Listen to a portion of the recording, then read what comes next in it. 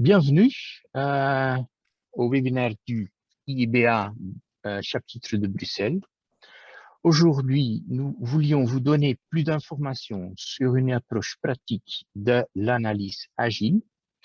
Plus spécifique, savoir piloter l'innovation et résilience d'entreprise, l'agilité et les options réelles. Veuillez ensuite donner votre avis sur le contenu en utilisant le formulaire que je vous envoie maintenant.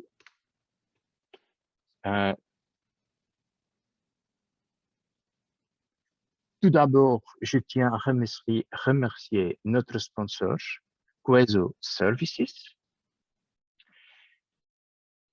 Et après, je vous présente Klaus Hirtzman, ingénieur et MBA. Klaus Hirtzman a travaillé pendant 21 ans principalement pour des grands groupes américains et européens et aussi pour des startups et dans le conseil. Ses rôles comprennent la R&D, la gestion de projets, l'innovation, la stratégie et la finance. Passionné par la finance de l'innovation et de l'agilité stratégique, les options réelles, il a créé sa propre activité de conseil et d'édition logicielle depuis 4 ans. Il apporte cette méthode à des entreprises des secteurs très divers. En parallèle, il enseigne cette méthode auprès de multiples business schools. Par exemple, EDEC, IAE et M Lyon Schema dans des programmes Corporate Finance, Innovation et Executive MBA. Au cas où vous auriez d'autres questions sur le sujet d'aujourd'hui, nous reprendrons un peu de temps à la fin de la présentation ou si vous voulez utiliser le chat, n'hésitez pas à mettre votre question dans notre chat. Klaus aura la gentillesse de vous donner une réponse du moment que la question apparaît ou à la fin. Avant de commencer par la session d'aujourd'hui, nous aimerions savoir ce que vous pensez de l'agilité. Nous avons une autre question d'interactivité pour vous. Si vous allez vers menti.com en utilisant cette fois-ci le code 6789 5674.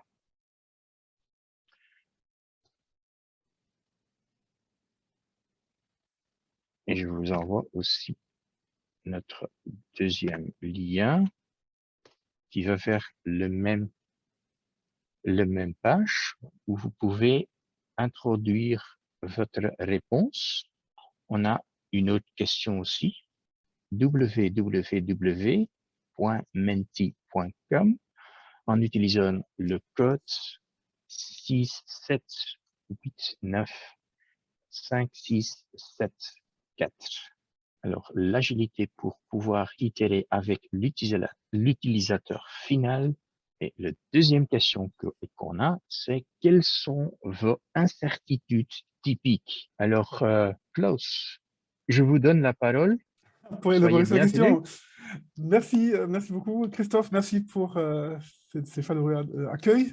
C'est un grand plaisir pour moi de partager ma passion pour les sujets avec vous.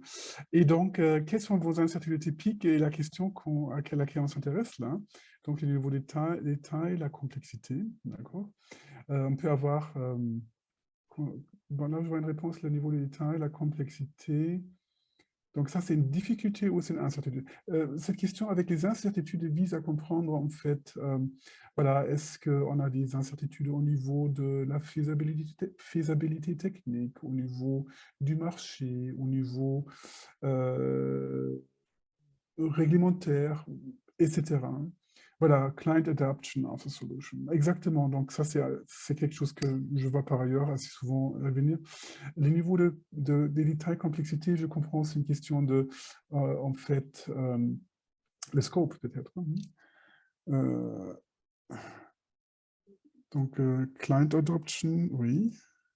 Non, mais ça va, ça va. On ne va pas forcer trop la question non plus. Mhm, Mais c'était déjà, merci pour ces réponses à toutes ces questions, parce que c'est très intéressant pour moi, pour ajuster, adapter aussi mon discours et de mettre en fait en perspective ce que je viens d'obtenir comme résultat, réponse. Donc, merci bien. Alors, je propose que je vais basculer vers ma présentation, Christophe. oui, D'accord? oui, pas de OK. souci, pas de souci. OK, alors très bien, Ah merci oui. bien. La vérité et les options réelles. Comment on verrait des projets agiles par la création de valeur? Euh, et merci Christophe pour ma présentation personnelle. Donc, je vais tout de suite aller vers une petite mise en perspective. Et pour ça, je me suis renseigné auprès du site web de IBA, où il y a une expression sur la valeur qu'apporte l'analyse business. Et ces valeurs sont structurées autour de voilà, la direction, direction, alignment, execution and results. Et ce que j'ai trouvé très intéressant et ce qui résonne énormément avec notre sujet aujourd'hui, c'est que lorsqu'on parle de direction, on veut être en fait capable de saisir des opportunités et on veut livrer de la valeur. On veut livrer de la valeur. C'est ça ce qu'on cherche à faire in fine dans une entreprise, livrer de la valeur. Et pour ce faire, il est important que le business analyst crée un alignement, donc une compréhension commune et sur ce qu'on veut obtenir. Et donc, il s'agit d'obtenir pour cette proposition de projet du leadership buy-in. Donc, le sponsor doit être d'accord, doit être convaincu et doit mettre les moyens, en particulier financiers, pour disposer de toutes les ressources pour effectuer le projet. Et donc là, il s'agit de faire un business case. Très concrètement, un business case. Et c'est ça, en fait, où s'inscrivent les options réelles. Mais aussi l'exécution est importante. L'exécution. Parce que il s'agit qu'une fois que le business case est écrit, on peut l'implémenter.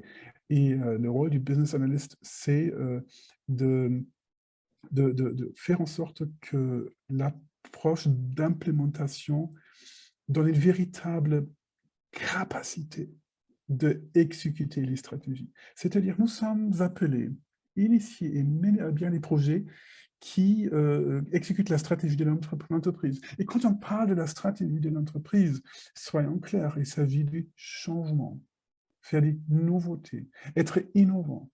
Donc, nous sommes du coup amenés à entamer des initiatives qui sont sujettes à de l'incertitude. C'est donc pas facile. Et c'est ça notre sujet ce soir, parce que avec la méthode des options réelles, on trouve justement un cadre qui nous permet de gérer cette incertitude activement et en même temps créer des business cases d'un point de vue financier qui sont en phase avec cette façon agile de gérer l'incertitude. Et on va bien sûr élaborer là-dessus en plus de détails. Mais tout ça avec le souhait de créer la valeur. De créer la valeur, donc ça nous montre tout de suite que lorsqu'on parle de la création de la valeur, il faut disposer in fine aussi d'un moyen financier, d'une description financière du projet qu'on est en train d'entreprendre. Et voilà, et on peut en fait distinguer deux grandes classes de projets. Et c'est ça qui me permet tout de suite d'esquisser qu'est-ce que c'est une option réelle. Alors, regardons d'abord, ici en haut, le déroulement d'un projet tout à fait standard, linéaire.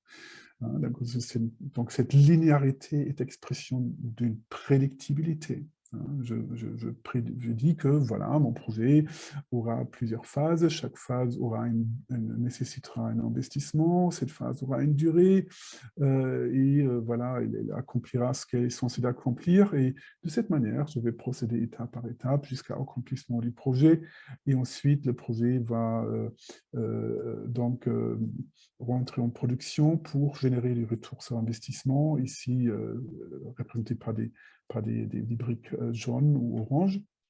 Et donc, voilà mon déroulement assez linéaire du projet. Donc, et cette linéarité, encore une fois, c'est expression de prédictibilité. Le mode de gestion de ce genre de projet, c'est waterfall. bien connu depuis un bon moment. Et en adéquation avec un tel déroulement linéaire, existe une évaluation financière qui est le calcul de la VAN, la valeur actualisée nette en français, ou en anglais, on appelle ça la Net Present Value. Et je suppose que vous connaissez bien ces concepts de Net Present Value. D'ailleurs, si ce n'est pas le cas, n'hésitez surtout pas d'interagir dans le chat. J'ai le chat devant moi et je peux donc ajuster mon discours selon vos besoins. Donc, dites-moi si jamais le NPV ne vous parle pas, je peux faire une petite récapitulative. Voilà. Donc, on va projet linéaire, waterfall one. Ensuite, lorsqu'on a des projets agiles, cette agilité, elle nous amène à un déroulement adaptatif, c'est-à-dire on fait un certain progrès, on constate le résultat et suite à ce constat, on va réorienter le projet et donc tout naturellement, un tel projet peut être représenté comme une arborescence des possibles cheminements de ces projets.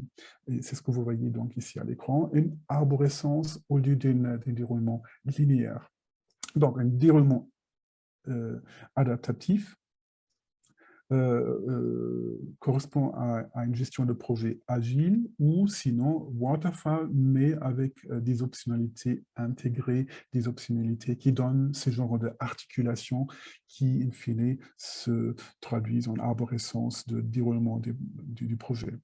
Et là, ce qui est donc intéressant à constater, c'est que même pour ces genres d'arborescence, il existe une méthode d'évaluation financière adéquate, ce sont les options réelles. Donc, s'il y a une chose à retenir ce soir, voilà, c'est tout de suite sur ce slide, en fait, il faut rester cohérent. Si vous êtes en mode linéaire waterfall, eh ben, c'est la VAN qui s'applique comme méthode financière. Si vous êtes en mode adaptatif Agile Waterfall, eh ben, c'est les options réelles qui s'appliquent. Okay, c'est ça ce qu'il faut retenir. Et les options réelles, c'est donc rien d'autre qu'une méthode d'évaluation financière qui est plus complète ou plus générique que la méthode de la VAN.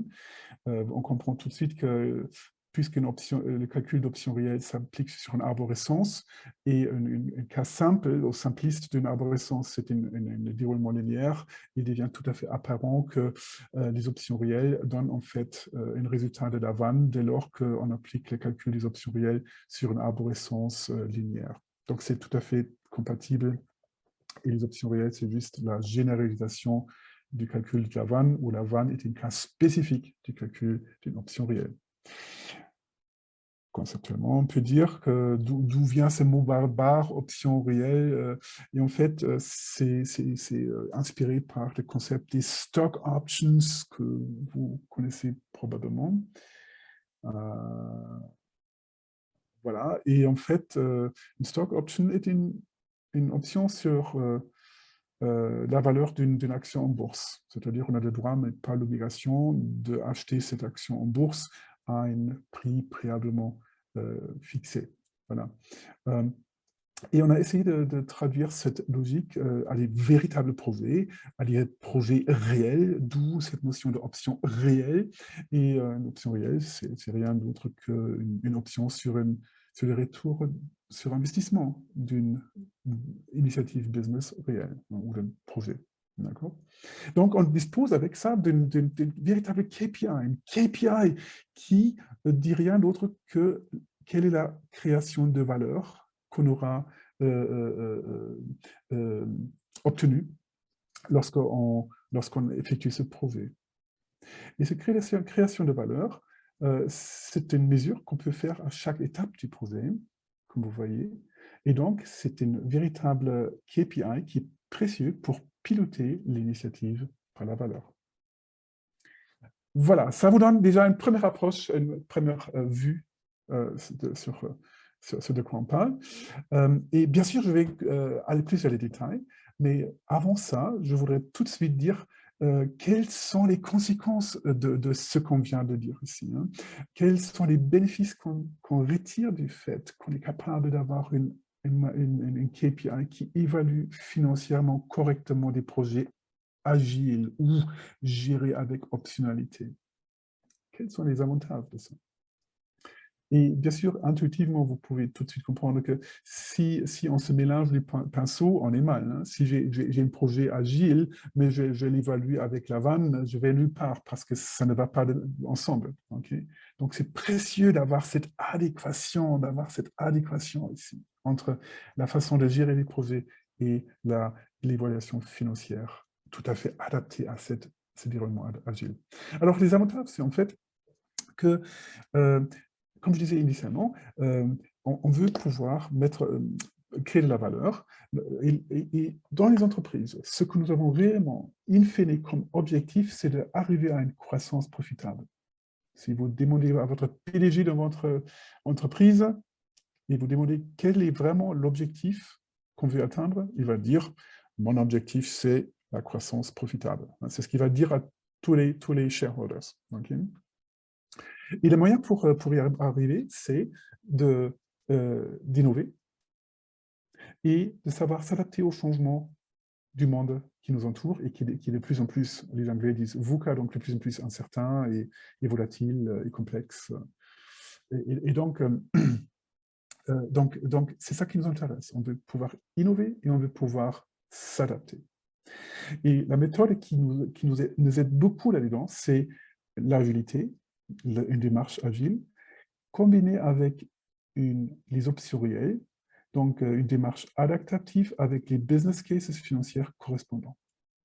Et lorsqu'on s'assure donc de cette cohérence entre notre façon de gérer les projets et la manière de valoriser financièrement les projets, on se retrouve dans une situation d'abord de pouvoir intensifier l'innovation. Donc, très important, comme je vous disais, parce que c'est un moyen pour obtenir cette croissance profitable. C'est important pour les entreprises. Comment on le fait? Tout simplement par le fait que si on prend cette méthode, on est capable de minimiser les risques financiers. Et ça, c'est important parce que l'innovation est risquée, elle est incertaine, n'est-ce pas? Donc, si on peut minimiser les risques financiers associés, c'est précieux. Et en même temps, lorsqu'on entame des projets d'innovation, on est capable de les piloter par la valeur, tout au long du projet, dès le départ, mais aussi pendant le projet. Bien sûr, je vais venir sur les détails, mais ça, c'est assez précieux pour vraiment intensifier l'innovation.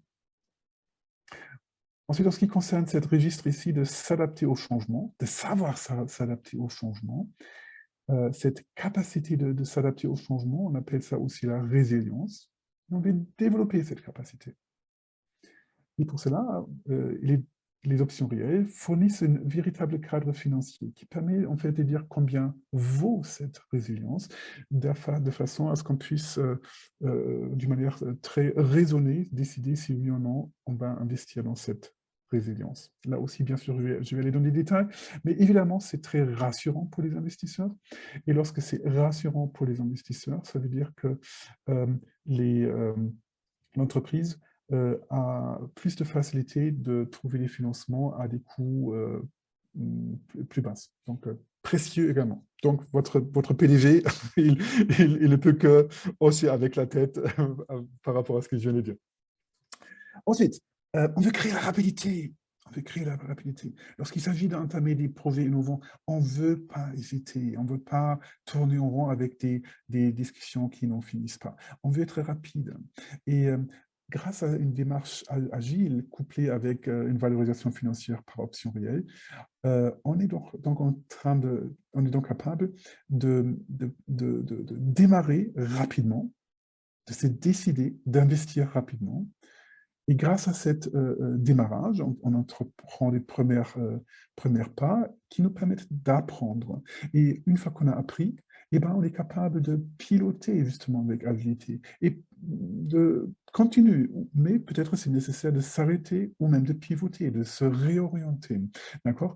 Et là aussi, bien sûr, je vais aller dans les détails. Mais on voit tout de suite qu'une démarche qui s'intéresse à apprendre si cette phase d'apprentissage est financièrement justifiée, peut tout à fait être instrumentale en fait pour commencer vite et donc de savoir de cette manière saisir des opportunités et même savoir optimiser le time to market. Et j'entends plein de responsables d'entreprise qui disent en fait, time to market c'est tellement important parce que si on est les premiers sur le marché, de facto on est en train d'établir des standards.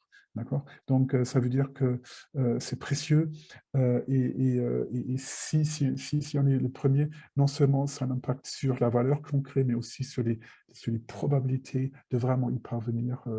Donc, c'est précieux. Créer la rapidité, très important. Ensuite, ce qui est aussi important, c'est que ces capacités d'agilité, d'une démarche adaptative, des projets avec articulation, et ben, cette agilité au niveau projet, bien sûr, elle est héritée à un niveau portefeuille. Le portefeuille hérite toutes ces articulations, et donc le portefeuille aussi peut être géré d'une manière agile, adaptatif, et puisque on dispose des options réelles, on peut en même temps donc le piloter par la valeur avec l'intention de maximiser la valeur de ce portefeuille, tout en gérant bien sûr le cadre budgétaire. Et tout à l'heure, j'ai déjà mentionné que les options réelles sont applicables à des arbres complètes, la vanne applicable à des topologies linéaires, mais l'un est juste un cas simple de l'autre. Hein. Et donc, on comprend tout de suite que lorsqu'on gère par une valorisation des options réelles, finalement, on est capable de gérer des portefeuilles hybrides qui contiennent des projets linéaires et des projets bien décrits avec une arborescence, donc des projets waterfall et des projets agiles. Voilà. Et c'est toujours pas terminé, il y a encore d'autres avantages de cette combinaison d'agilité et d'options réelles. On peut maximiser en fait la valeur du projet innovant soi-même. On peut se dire quelle est la structure qui est vraiment optimale, à quel point je veux avoir une structure parallèle, qui parallélise ou qui se consonalise, et je peux aussi avoir accès à des estimations optimistes des différentes étapes. On connaît ça, lorsqu'on planifie un projet, il faut estimer combien dure une étape, combien coûte une étape. Et lors de ces estimations, on est souvent plutôt conservateur. Et c'est dommage, parce qu'une fois qu'on est conservateur et on s'inscrit dans cette logique, on va probablement utiliser le temps et les ressources associées. Or, même si on est peut-être prêt un peu plus tôt. Donc, il est quand même intéressant d'avoir moyen d'accéder à des estimations un peu plus optimistes. Et on va donc aussi discuter de quelle manière on peut le faire. Last but not least, l'agilité et les options réelles, ça se déploie facilement, parce qu'il y a peu d'impact organisationnel. Les options réelles, c'est une méthode aisément intelligible et crédible pour les décideurs et les sponsors et les employés. Et il est très important que ça renforce carrément une culture d'innovation et d'agilité. Tout simplement parce que, je disais tout à l'heure, lorsque j'ai un projet agile, j'exprime, ça peut être représenté par une arborescence des possibles déroulements, et il faut que la valorisation financière soit en phase. Hein. Je peux revenir sur, voilà, c'était ce slide-là. Il faut qu'on soit en phase. Hein. Et il ne faut pas qu'il y ait incohérence. Et si jamais le projet est incertain et peut avoir un déroulement tel que décrit par une arborescence, mais au niveau, face au sponsor, je suis obligé de présenter une évaluation financière vanne qui est adaptée pour la lumière, je serai en fait obligé de faire une promesse que je ne peux pas vraiment tenir. Donc les gens sont mal et les gens les gens ne veulent pas se mettre dans cette situation. Donc, ils vont être hésitants de proposer des innovations. Or, lorsqu'on est en pleine cohérence, eh ben, l'innovation, des initiatives d'innovation deviennent accessibles parce que les personnes qui les proposent et qui les effectuent ne se mettent pas personnellement en danger. Parce qu'ils ont dit ce qui peut se passer, ils ont exprimé avec l'arborescence, et donc le sponsor le sait dès le départ. Et donc, ça fait toute la différence. Et last but not least aussi, cette méthode des options réelles est 100% compatible avec des méthodes Lean Agile qu'on connaît bien, comme SAFe ou comme Disciplined Agile ou Prince2, etc. Mais ce ne sont pas des prérequis. Voilà, donc je vous ai indiqué un peu voilà, ce que c'est, ces concepts des options réelles. Je vous ai indiqué quels sont les bénéfices de l'utilisation. Donc, j'espère d'avoir mis un peu de l'eau à la bouche. Et donc regardons un peu plus en détail de quoi on parle. Alors, voilà un premier projet que je voulais vous montrer, où j'ai personnellement participé et lorsque j'ai travaillé pour une grande entreprise dans Corporate Strategy. Il s'agissait du développement d'une solution IT très innovant. Et puisque c'est très innovant, on s'est dit, bon, soyons honnêtes, bien sûr, cette solution innovante, elle nous fait rêver, hein, c'est pour ça qu'on veut la faire, et on pouvait tout à fait exprimer ça hein, par des retours sur investissement très substantiels qu'on peut tout à fait attacher dans cette arborescence, ici à la fin, dans un scénario optimiste. On peut tout à fait le dire. Optimiste. C'est ça qui nous fait rêver. Mais en même temps, soyons honnêtes, ce n'est rien qu'un scénario qui mérite bien son nom, c'est optimiste. Donc, nous faisons des hypothèses qui sont censées être en fait validées pour vraiment prétendre d'arriver à ces scénarios optimistes. Et donc, on avait fait donc, à l'époque la liste de ces hypothèses. Et la première hypothèse était, eh ben, cette solution IT, elle est techniquement faisable.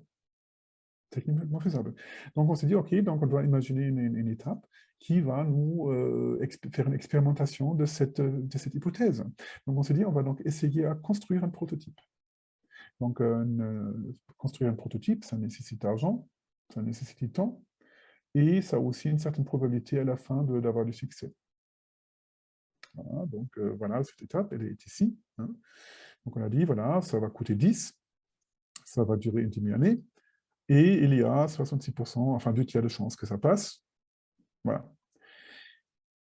Ensuite, on s'est dit, OK, une fois si jamais le prototype est faisable, ben, ça serait intéressant parce qu'on pourrait donc s'attacher à investiguer la deuxième hypothèse qui était, eh ben, est-ce que cette nouvelle solution IT, est-ce qu'elle va être bien accueillie par les clients, par le marché? Donc on s'est dit, très bien, dans une deuxième phase, on va donc montrer ce prototype aux clients et cueillir les retours. Donc voilà, donc cette phase aussi, elle a un coût, elle a une durée, et elle a une probabilité de succès. Donc voici cette étape. Hop. Donc elle coûte pas très cher, 0,1. Elle prend une demi-année, donc on arrive à t égale 1 de manière cumulée, et elle a une certaine probabilité d'avoir du succès. Et ensuite, on avait encore une hypothèse qui était, ben, il faut aller plus loin, pour aller au-delà du MVP, du Minimum Viable Product, il faut avoir une solution V2 qui vraiment va très loin dans l'exploitation de tous ces possibles innovations de la solution IT. Et donc, on se dit, voilà, on va observer le succès de la version 1, du MVP, en fait, Minimum Viable Product, pour savoir si, finalement, il faut aller plus loin ou s'arrêter là. Et voilà. Et quand vous voyez tout ça, ben, ça donne tout naturellement notre possible déroulement du projet qui est géré, piloté avec agilité. Et cette arborescence, vous la voyez donc ici en bas. J'ai une première étape où je investigue la faisabilité technique. Le prototype peut fonctionner ou pas. S'il ne marche pas, je m'arrête là tout de suite. Par contre, si ça marche, j'ai la possibilité de continuer, d'investir dans l'étape suivante. Je fais l'étude de marché. Je vais avoir les résultats. Si le résultat est négatif, eh ben, je m'arrête là, malgré la faisabilité technique. Mais si c'est faisable, eh ben, c'est là où je peux investir dans le MVP. Donc, de faire la R&D pour le MVP. Donc, et vous voyez, OK. Donc, c'est là uniquement où on met les gros sous dans la main. OK. Donc, vous voyez déjà que c'est assez intéressant. Nous minimisons les risques parce que ce grand investissement est seulement fait dans cette démarche, est seulement fait lorsque les autres incertitudes se sont résolues positivement, préalablement. D'accord. Et donc là, on avait investi 41, ça nous a permis de faire le MVP. Et aussi de regarder déjà les pre-sales. Et donc, on avait, à la fin de cette phase-là, donc à t égale 2, on s'est dit qu'on aura donc la réponse sur vraiment l'engouement du marché sur ce produit. Donc peut-être ce produit, cet MVP, aura des beaux jours devant lui, donc des ventes tout à fait correctes, ici représentées par des briques jaunes pour représenter les retours sur investissement année par année, et dans la brique ici qui fait l'agrégat de plusieurs autres années qui suivent. Donc ça, c'est un scénario, le scénario moyen, en fait, hein, scénario moyen. Mais il y avait aussi donc le scénario tout à fait optimiste, hein, où on s'est dit, voilà, si le MVP est en train d'être accompli et les pre-sales indiquent qu'il y a un véritable engouement du marché pour ce produit, et bien c'est là où on va se dire, tiens, je vais encore une fois mettre des gros sous dans la main pour cette fois-ci passer du MVP à la version 0.2. Et si on fait ça, et ben, on aura donc les retours d'investissement optimistes ici. Voilà le déroulement. Et voilà la description du projet. Agile, hein, ou, si vous voulez, waterfall, mais avec des articulations agiles chaque fois. Donc, cette arborescence, en résumé, qu'est-ce qu'on a fait? On fait une description, notre input qu'on fait à ces calculs d'options, c'est en fait l'arborescence du projet, comme vous le voyez là, hein, avec les investissements, hein, ici en rouge, avec les durées des étapes, telles que discutées ici sur l'échelle de temps, les durées des étapes, les probabilités des résultats, hein, on a discuté, hein, des résultats qu'on observe et les probabilités associées, et aussi les scénarios de retour sur investissement, ici donc les scénarios optimistes et ici le scénario moyen. Donc si on fait une telle description, eh bien, on est capable de valoriser cette arborescence d'une manière financière pleinement adaptée, et cette évaluation, elle est faite par les calculs des options réelles. Alors, qu'est-ce qu'on vient de faire? Mettons ça juste en perspective. Ce qu'on vient de faire ici, c'est, on vient de dire, dans ce déroulement, j'ai décrit ce qui pourrait se passer, des scénarios. Et en fonction de ce qui pourrait se passer, on a décrit de quelle manière on réagirait. Donc, c'est ça l'agilité ou les articulations agiles qu'on a au sein de ce projet. Et une telle description d'expérience, elle se fait assez rapidement, parce qu'on est tout à fait capable d'écrire ces phases et aussi ces scénarios optimistes ou moyens, ou aussi les pessimistes, c'est bien sûr 0, c'est trivial, mais on est tout à fait capable de faire cette description. Et puisqu'on peut faire cette description rapidement, on peut faire la valorisation rapidement, et donc les décisions sont rapides. Et je reviens sur ce que c'est exactement la décision qu'on prend. Mais on voit déjà par ça que on est rapide. Et justement, on est rapide parce qu'on ne cherche surtout pas à prédire le futur. Parce que si on se met à chercher à prédire le futur, or on parle d'un projet incertain, ben, c'est virtuellement impossible, c'est une perte de temps, c'est pas ce qu'il faut faire. Alors, donc, ce que nous avons fait donc, dans cette démarche, d'abord, on s'est dit, si j'investis dans une étape projet, je suis en fait, donc voilà l'investissement, si je fais cet investissement, je suis en train de financer cette phase de façon à ce qu'à la fin, j'obtienne un résultat. Et je vais piloter les projets en fonction de ça. Et donc, lorsque j'ai donc investi, je me suis donc donné les moyens de peut-être aller vers l'étape suivante. Et l'étape suivante est aussi, vous voyez, la possibilité de peut-être aller vers l'étape suivante, etc. Autrement dit, si j'investis dans la première étape, ou dans la prochaine étape ici, si je fais cet investissement, je m'achète en fait l'option de pouvoir continuer vers l'étape suivante et in fine d'atteindre un de ces retours sur investissement qui sont montrés ici. Hein. D'accord ? Donc c'est ça ce qu'on s'est dit. On raisonne donc par option.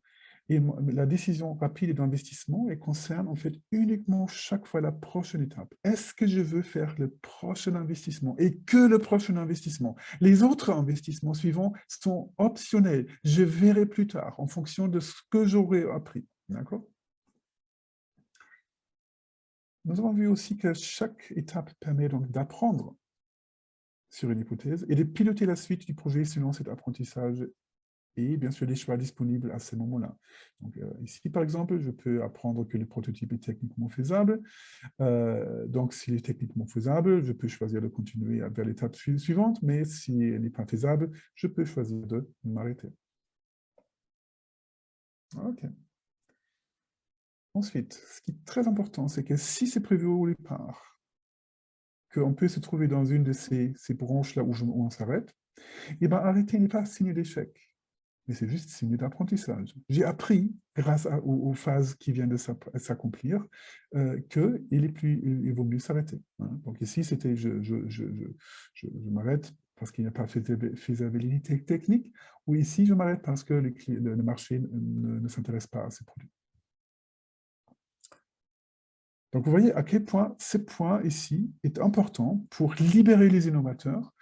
Dès le départ, on donne au sponsor, dès le départ, avant que le sponsor mette la moindre centime, on dit dès le départ ce qui pourrait se passer. Et si on a dit qu'on s'arrête, et on a bien exécuté le projet, mais finalement on apprend qu'il faut s'arrêter, c'est pas signe d'échec, mais signe d'apprentissage. Donc vous voyez à quel point ça libère l'innovation, c'est précieux. Voilà, stratégie ensuite. On repousse les grands investissements jusqu'à ce qu'on ait vérifié toutes les hypothèses. Hein. Donc, cet investissement est repoussé. Très important, parce qu'on minimise les risques. On fait ces grands investissements uniquement lorsque c'est vraiment justifié. Donc, très important.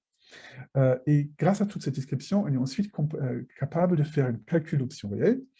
Je vais plaquer les résultats nets ici sur les blocs de Lego. Donc, par exemple, ici, l'option en fait vaut 20,4, moins l'investissement dans la phase, moins 10 hein, dans la phase pour acheter cette option. Et donc, la valeur nette, c'est 10,4 et c'est ce que vous voyez là-dessus. OK. Donc, cette valeur d'option réelle, qu'est-ce que c'est? Bon, nous avons vu que ça avoisine une notion de la vanne. Et en fait, la valeur d'une option réelle, c'est quelque chose de très tangible. La valeur d'une option réelle, c'est la vanne attendue, ou la net present value attendue, plus la valeur apportée par l'agilité. En fait, tout à fait, en fait, il y a une jolie propriété des options réelles. Si dans cette arborescence, j'enlève toute flexibilité, toute agilité, le calcul de l'option tombe sur la vanne. Dès lors que je active dans cette arborescence l'agilité, la liberté de piloter, eh ben, je obtiens une valeur d'option. Donc, ce qui distingue la vanne de la valeur de l'option, c'est la disponibilité ou la non-disponibilité de l'agilité. Ça veut dire que la différence de ces deux valeurs, c'est la valeur de l'agilité, et c'est ce qui est exprimé ici. Hein. Donc, la valeur de l'agilité, c'est option réelle moins la valeur de la vanne, ou autrement dit, la valeur de l'option réelle, c'est rien d'autre que la vanne plus la valeur de l'agilité. Donc, rien d'exotique, c'est quelque chose de tout à fait intelligible. Et si on regarde quels étaient les paramètres d'entrée, en fait, la valeur de l'option réelle est et fonctionne vraiment les concepts bien connus. On a bien vu les free cash flows, hein, que ce soit des investissements ou que ce soit des retours. Ce sont des concepts tout à fait connus de la vanne ou des net present value. Ensuite, il y a un niveau des risques, tel qu'exprimé dans l'arbre ici, par la répartition des possibles valeurs et la probabilité. Et aussi, bien sûr, le timing, ce qui est toujours très important dans les finances. Et donc, en résumé, ce qu'on voit, c'est que les décisions d'investissement agile, telles qu'on les voit, étape par étape, etc., eh ben, ces investissements agiles minimisent les risques financiers tout en rendant accessibles les projets de cette nature-là, qui sont attractifs d'une part, mais qui sont moins prédictibles ou même incertains. Hein. Et beaucoup des projets qui touchent à la stratégie de nos entreprises sont de cette nature-là, que ce soit l'innovation, que ce soit un new business development, ou en interne, que ce soit la transformation. Okay. Klaus, on a bien reçu une petite question de Widat Chami. À l'étape de recueil du feedback du client, on décide de passer à l'étape suivante si on a des engagements d'investissement. Alors, si on a des engagements, merci pour la question, hein. Alors, si on a des engagements d'investissement, attention, on ne parle pas ici des investissements de la part du client, hein. Il s'agit juste de dire, en fait, je reviens sur cette phrase-là, hein, c'était là, hein. Oups. Ici, on se demande quel est l'accueil du client.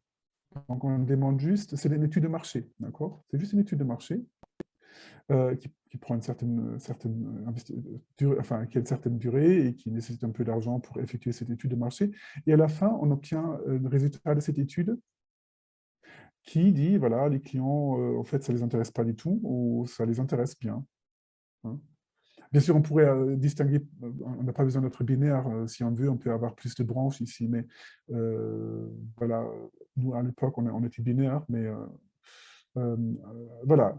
Mais il ne s'agit pas du tout d'avoir un engagement que les clients disent, tiens, j'aime bien et je m'engage ici à acheter. Ce n'était pas du tout le cas, hein. Ce n'était pas une phase de pre-sale, c'était vraiment une étude de marché.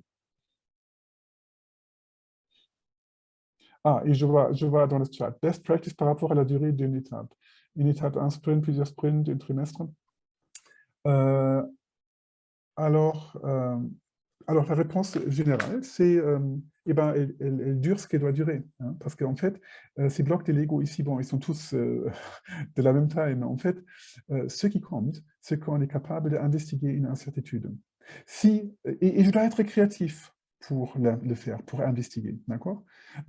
Donc, en ce qui concerne donc la question de la faisabilité technique, on s'est dit à l'époque, eh ben, on va faire un prototype. Et donc, faire ces prototypes, ça a une durée, ça a un coût et ça a une probabilité de succès. Et bien, ça dure ce qu'on a estimé que ça dure. Donc, ce n'est pas forcément synchronisé avec une notion de sprint ou plusieurs sprints, hein. Donc, ce n'est pas cadencé comme on va proposer dans SAFe, par exemple. D'accord?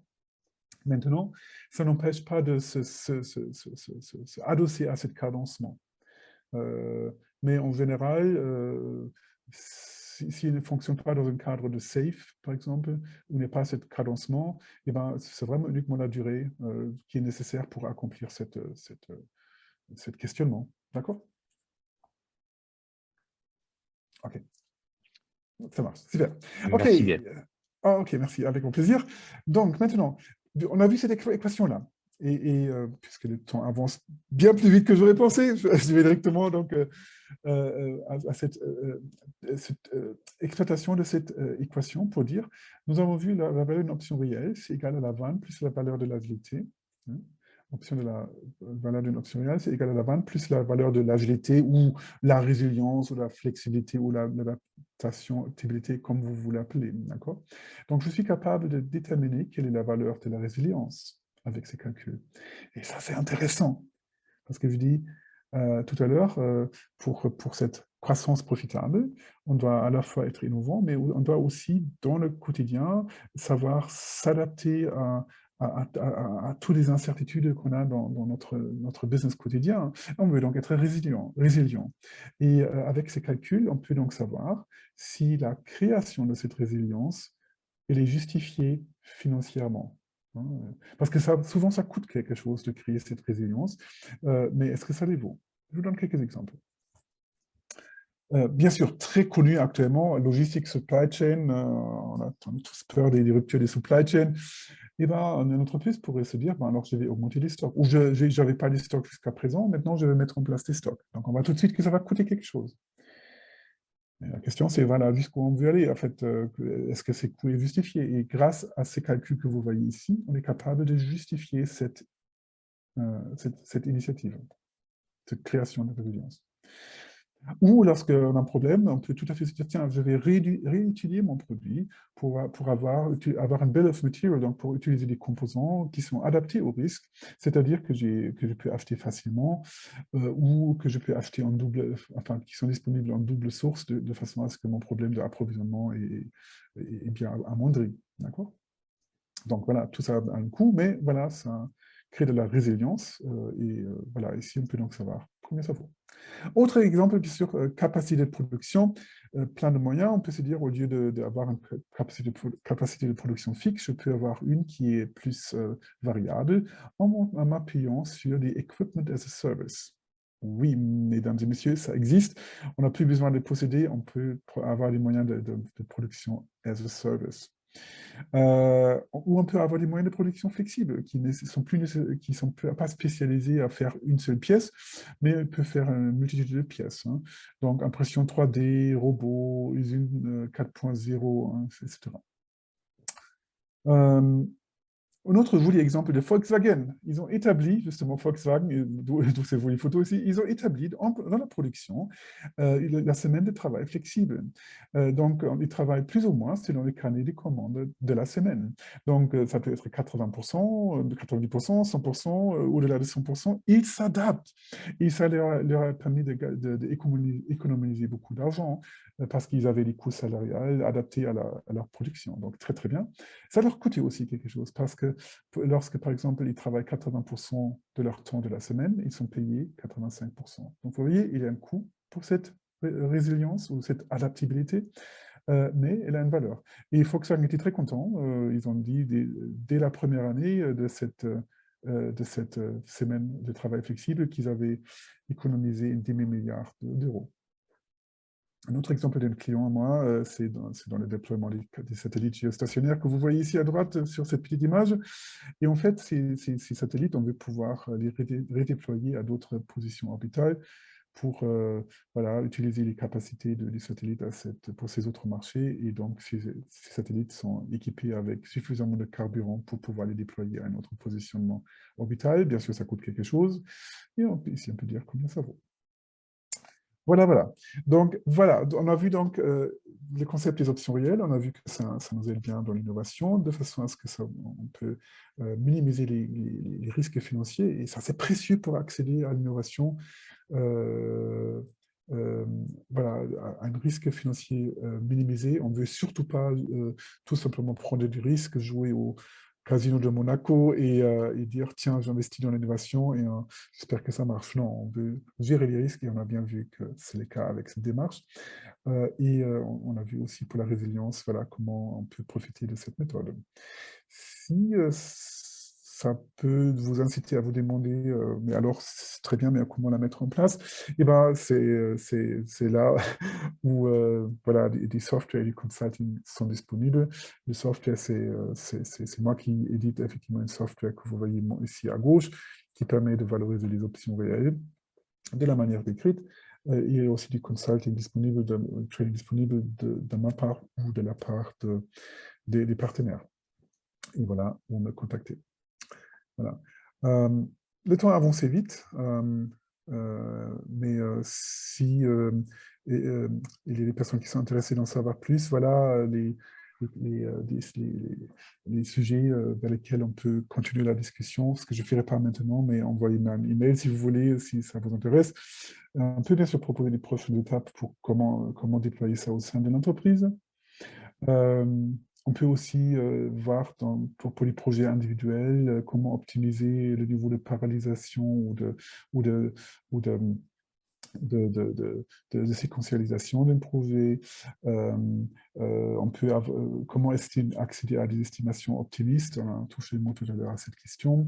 Au niveau portefeuille, comment gérer les portefeuilles de manière agile. Et on a bien vu qu'on dispose de cette KPI précieux qui est la création de valeur. Donc, avec ça, on peut maximiser cette portefeuille, donc très pratique et précieux. Et voilà, ceux qui s'intéressent plus à la technique de valorisation, aussi, je peux commenter pourquoi on n'utilise pas les anciennes méthodes Beck and Scholes, mais on utilise en fait vraiment la méthode telle qu'elle est décrite aujourd'hui, les options réelles appliquées qui sont basées en fait sur les free cash flows et les véritables arborescences bien intelligibles. Voilà. Mais voilà, sans occuper plus d'espace et de temps, voilà, je voudrais plutôt m'arrêter là maintenant et voilà, reste maintenant disponible pour vos questions. OK. Alors, n'hésitez pas à nous envoyer votre question en utilisant le fenêtre de chat. Je vois qu'il y a encore une réponse.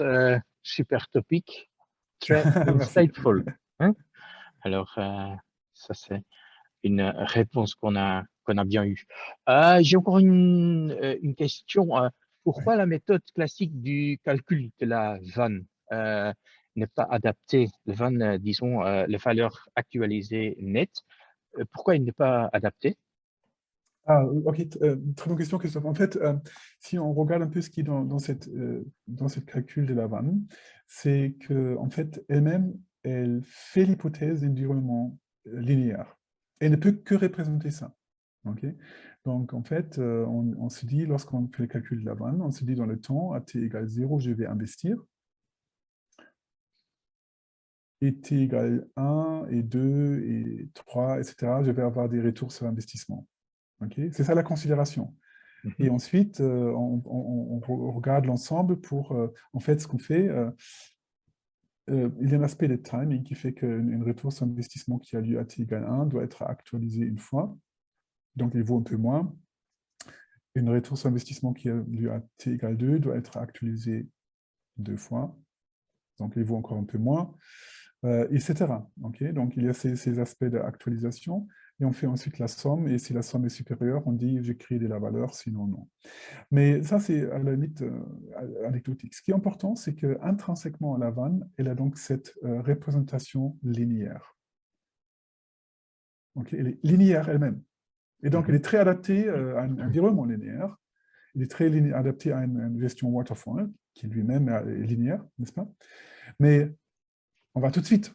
Avec une arborescence, on n'est pas à l'aise. On ne sait pas le faire. Okay. Ah bon? Bah, la vanne est linéaire, mais elle ne peut pas représenter une arborescence. Hein. Donc, c'est là où il faut avoir une meilleure réponse, et la bonne réponse, c'est les options réelles. Les options réelles sont adaptées, parce qu'en fait, à chaque moment, on peut se dire, cette étape-là, c'est une option sur ces possibles retours. Okay. Cette étape-là est aussi une option sur la suite, qui elle-même est une option sur les possibles retours. Donc, c'est une option sur une option, et cette étape-là, c'est l'option sur l'option sur les possibles retours. Donc, en fait, c'est tout à fait adapté. Le concept des options réelles est adapté à ce déroulement agile ou avec articulation d'optionnalité. Or, la vanne, elle est intrinsèquement linéaire dans ses considérations, donc uniquement applicable à des projets linéaires. Okay. Merci pour la question. Ok, Valeur je vois agilité qu'il égale... y a encore une remarque. La valeur agilité, c'est bien la valeur résilience? Oui. Alors, je vais formuler comme ça, en disant, en fait, cette articulation, cette adaptabilité dont on parle, hein, parfois on appelle agilité, parfois on appelle agilité, parfois on appelle résilience. C'est une interprétation plus qu'autre chose. Mais ce que je veux dire, c'est que dès lors que notre façon de procéder dispose des articulations qui nous permettent, en fonction de ce qu'on voit, de nous adapter, c'est là où on peut utiliser l'option réelle pour déterminer la valeur financière que ça a. Et c'est ça qui nous importe, en fait. Donc, on parle plutôt de résilience que d'agilité lorsqu'on est ici dans des sujets de supply chain ou de capacité de production. Mais on parle plus d'agilité lorsqu'on a des projets d'innovation. Mais ensuite, in fine, ça vient au fait que, voilà, on a une adaptabilité. Voilà, donc c'est la même chose, finalement. Et donc la valeur associée par elle. La valeur agilité est une accumulable d'une étape à l'autre, alors. Non, les calculs ne montent pas exactement comme ça. Il faut vraiment à chaque étape faire les calculs. Là, on rentre trop dans les détails, techniques. En fait, ce qui m'est important, c'est que nous sommes capables de mettre la valeur à chaque étape du projet. Au fur et à mesure que ça avance, nous sommes capables de constater son évolution de valeur. Et nous sommes capables de le constater avec flexibilité, avec agilité et sans agilité si besoin est. Mais en fait, le besoin, il ne surgit pas dans les projets agiles, dans les projets d'innovation. Dans les projets d'innovation, la question est plutôt est-ce que j'ai envie d'investir ou pas. Par contre, lorsqu'on a des initiatives qui cherchent à créer de la résilience, comme on a vu ici, c'est là où on s'est dit, je veux comparer la valeur de mon business opérationnel et je veux le comparer, quelle valeur est-ce qu'il crée sans résilience et quelle valeur est-ce qu'il crée avec résilience. Et donc là, c'est tout à fait une question d'option réelle parce que la production de Volkswagen, par exemple, je peux tout à fait dire chaque semaine, hein, si je suis ici dans les semaine 1, 2, 3, à chaque semaine, je peux dire, je suis incertain si quel va être le niveau de production, hein. Est-ce qu'il va être haut, est-ce qu'il va bas, est-ce qu'il va être moyen, comment ça continue ensuite, est-ce qu'il va rester haut, est-ce qu'il va... Vous voyez, on peut dessiner des arbres, comment ça se passe. Et face à ces arbres, on peut ensuite dire, voilà, qu'est-ce que ça veut dire si, face à ces déroulements, je peux avoir une résilience, c'est-à-dire lorsque j'ai peu besoin que en fait, mes coûts salariales puissent suivre par rapport à une situation où les coûts salariales sont fixes, et donc je fais la comparaison des deux valorisations, et cette comparaison de ces deux valorisations, c'est la valeur de la résilience proprement dite. OK. En parlant des options réelles, quelles sont les limites de l'application? Ah, très bonne question. La limite de l'application est uniquement ici, la description. La description de ce qui pourrait se passer. En fait, nous sommes en train de décrire les inconnus connus. D'accord? C'est-à-dire, et typiquement, et d'ailleurs, s'il est capable, c'est une KPI en soi. Parce que, et typiquement, on est capable de décrire les inconnus connus. C'est-à-dire, on est tout à fait capable de dire, OK, mon premier inconnu, c'est « Waouh !» Ça, c'est un scénario optimiste. Mais je suis aussi d'accord d'écrire d'autres scénarios moyens ou même pessimistes, d'accord? Donc, je peux décrire ça. Et je peux l'écrire avec des free cash flow tels que je le fais dans d'autres business cases classiques, mais aussi avec des probabilités. Par contre, si je ne suis pas capable de faire ça, le projet est d'une autre qualité. C'est un projet de recherche plus fondamentale dans ce cas-là. Okay? Donc, alors typiquement, on n'a pas trop ça dans les entreprises. Typiquement, ce qu'on a dans les entreprises, c'est un hybride. C'est-à-dire, on a un mélange de ça. Typiquement, j'espère pour les entreprises qu'ils ont des projets waterfall, qui sont linéaires, qui sont donc plutôt certains. J'espère pour les entreprises qu'ils ont ça. Mais aussi, ils ont des projets plus innovants, qui sont dans ce type-là innovants, quelque part, incertains, innovants. Et donc, voilà, ils peuvent donc gérer les deux types de projets dès lors qu'ils sont capables de les décrire financièrement, et en particulier donc l'arborescence vraiment selon les options réelles. Par contre, si on n'est pas capable de faire ça, on se trouve dans un troisième type de projet qui serait la recherche fondamentale. Okay? Et c'est précieux de le distinguer parce que dans les entreprises, on ne voudrait pas avoir trop de ça. OK. Merci pour la question, très intéressant. Merci bien. Peut-être encore une dernière question. Comment peut-on faire concrètement pour déployer la méthode des options réelles au sein de nos entreprises, auprès de nos clients? Est-ce que vous avez des exemples? OK. Donc, on revient à la question, là, l'RGPD de la prochaine étape. Donc, je vais juste les couvrir brièvement. Donc, typiquement, ce qu'on fait, c'est d'abord, on parle des concepts et des options réelles. Hein. Donc, vraiment, quel est l'état d'esprit, le fonctionnement, les bénéfices. Donc, juste un atelier des demi-journées aux décideurs. Hein, pour dire, voilà, est-ce que vous voulez vous approcher vraiment des options réelles. En deuxième, donc ça, c'est première chose. En deuxième chose qu'on fait, c'est on fait une POC. Sur un projet très concret de l'entreprise, soit récent ou soit actuellement en cours. Récent parce que les gens connaissent, on en tous en tête, ou en cours parce qu'on profite tout de suite. Et donc l'idée, c'est qu'on expérimente très concrètement le fonctionnement et aussi les bénéfices des options réelles. Donc ça, c'est une petite mission de quelques jours qui est nécessaire pour faire le POC. Et donc lorsque les gens, donc, grâce à ces POC, ont pu vraiment apprécier les bénéfices et bien sûr voir le fonctionnement, c'est là on peut se dire, voilà, là on passe maintenant vraiment en phase de production, c'est-à-dire on va faire un training, on va s'assurer que les personnes concernées connaissent vraiment les concepts pour piloter d'une manière agile et avec options réelles les projets, pour gérer les portefeuilles et pour cette agilité opérationnelle ou la résilience. Donc ça, c'est un atelier d'une journée. Et ensuite, les gens peuvent donc se lancer, mais pas tout délaisser. Hein, ils peuvent donc, ils auront un accompagnement pour les projets ou pour la gestion de portefeuille, donc il peut faire appel à des consultants.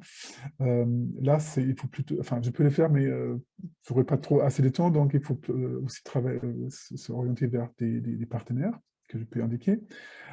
Et plus cet accompagnant, il y a aussi du software. Le software que j'ai mentionné, qui va complètement accomplir tout ce qui est la mécanique de valorisation financière. Donc, on n'a pas besoin de se préoccuper de ça. On peut vraiment se focaliser sur l'utilisation et l'utilité. D'accord? Et ensuite, pareil, pour l'accompagnement du chef de projet, pour les projets, on peut aussi avoir un accompagnement pour la gouvernance pour la gouvernance des produits et projets. Donc, c'est au niveau portefeuille, quelles sont les décisions d'investissement par rapport à des multiples opportunités. Voilà. Et autre point, ceux qui veulent on travaille actuellement sur une serious game pour la gestion des portefeuilles pour s'entraîner un peu là-dessus. Voilà en grande ligne ce qu'on peut faire typiquement. Et donc, tout ça seul.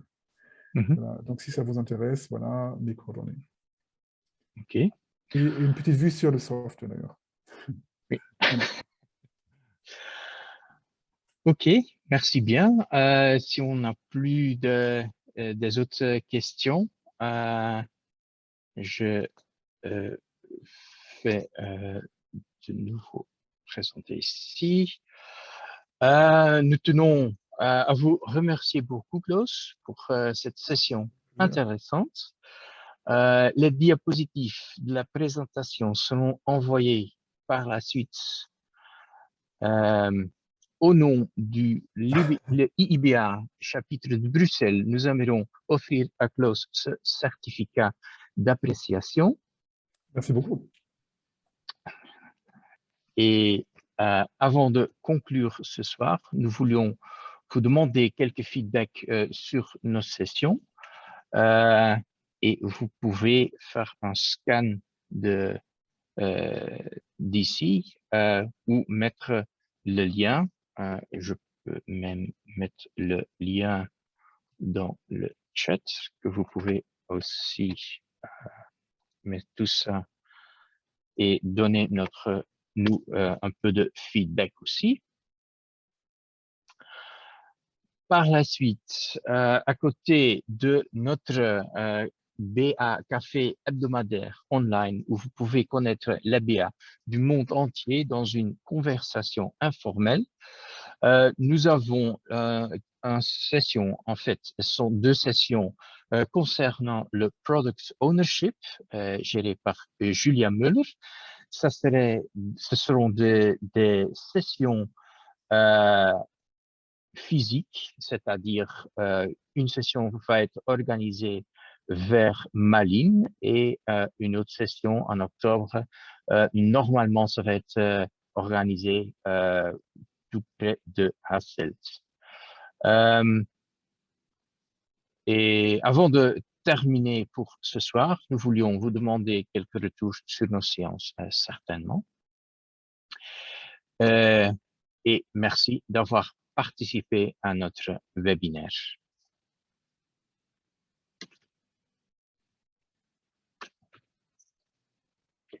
Merci bien déjà de votre feedback.